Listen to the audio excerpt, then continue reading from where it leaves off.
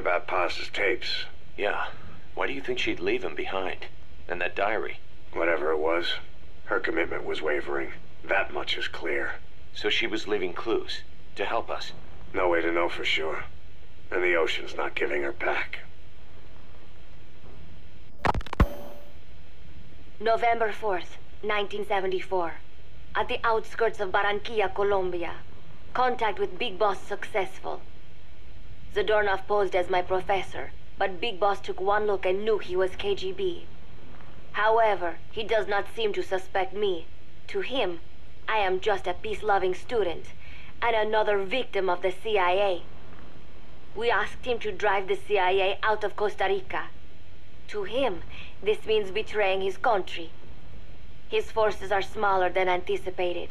They drift from place to place with nowhere to call home. That provided us an opportunity, so we seized it. Zadornov offered them a plant off the Costa Rican coast to use as a base. As expected, Miller jumped at the chance. Although initially reluctant, Big Boss came around when Zadornov played him the tape. All because the voice on it sounded like his mentor, the boss. Naked Snake, the man who once saved the world from the brink of nuclear war. Awarded the title of Big Boss for his service. He later became a mercenary, abandoning both his title and his country. To him, that honor was steeped in the blood of the boss, the mentor he was forced to eliminate. Exceptionally charismatic, he possesses unparalleled combat and intelligence-gathering abilities. His only discernible weakness is her. This operation hinges on how effectively we can exploit that. Kazuhiro Miller is Big Boss's lieutenant. Half Japanese, half American. He once served in Japan's self-defense force. Though he and Snake first met as enemies, they discovered a common bond and together built their private army, with Miller directing business and administrative affairs. He comes off as shallow, but his true intent is hard to read. I must be careful. All that is clear is his infatuation with Big Boss.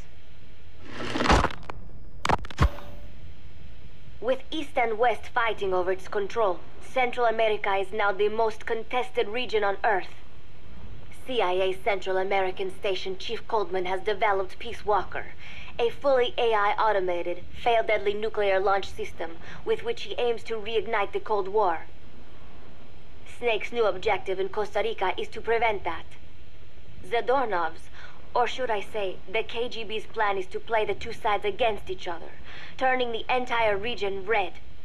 Not one of the three parties realize they're all just pawns in Cypher's hands. Cypher watches all. Mother Base has developed rapidly since being established in the Caribbean Sea. They recruit more personnel daily, and already their mercenary services are turning a profit. Big Boss's leadership and charisma, and Miller's business acumen drive this impressive growth. Furthermore, joining forces with a faction of the FSLN has expanded their power even more. They have even commenced their own weapons development program. All is proceeding according to Cypher's will. I could not be more pleased. Snake's pursuit of Peace Walker led him to an AI modeled after the boss's thought patterns. It was incomplete, but, somewhat ironically, making contact with Snake was the necessary finishing touch. Meanwhile, the scientist behind Peace Walker's locomotive control, Huey, defected to Snake's army. His presence has greatly accelerated weapons development at Mother Base. I failed to anticipate Coldman's madness, but nuclear war was averted. However, this was only after the boss AI on board Peace Walker sank itself to the bottom of the lake, in what could be likened to suicide. The boss laid down her gun, choosing to sing for peace instead, and Snake, himself a gun, parted ways with her. In doing so, he reclaimed the title he once abandoned. He is Big Boss. Zadornov has been detained. Since this leaves my cover identity without a guardian, the Mother Base staff has taken me in. I am now better placed than ever to monitor their internal affairs. Everything continues to unfold according to plan. The developer of the boss AI, Dr. Strangelove, has also come to Mother Base. With her and Huey's expertise, they can now develop a weapon capable of matching Peace Walker. Development on the bipedal weapon is now complete. They call it Metal Gear Zeke. It stands there like some sort of mystical guardian. The soldiers gaze on it with pride and reverence. Big Boss has elected to arm it with a nuclear weapon. As an army without a nation, they seem to feel the need for a deterrent against whatever the world might pit against them.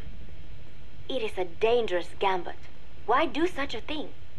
Their nuclear strategy differs from the Americans and the Soviet Union. The superpowers deter attack by revealing their nuclear arsenals to one another. Snake and his men know that if they were to go public with this, the whole world would unite against them. Business would dry up overnight. So they do not plan on revealing the nuke until necessary. This ace-in-the-hole approach is their idea of a nuclear strategy. Wielding a deterrent, all the while unable to reveal its existence. I wonder if Snake sees how vulnerable this makes them. Yes. Hijack Zeke? Yes, I did indicate that to be our leverage. But I cannot imagine his agreeing to that now. But did you not raise them to safeguard your governance without borders? No. I have not forgotten. Cypher watches all. Yes, things are proceeding, but modifying Zeke has not proven easy. I am using Zadornov to buy some time. No, I have not forgotten what you said. However... Well, forgive me for asking, but this is you I am speaking to, isn't it, Cypher? I will fight Big Boss. The world must be ruled by a single will. To defy Cypher is a fate worse than death.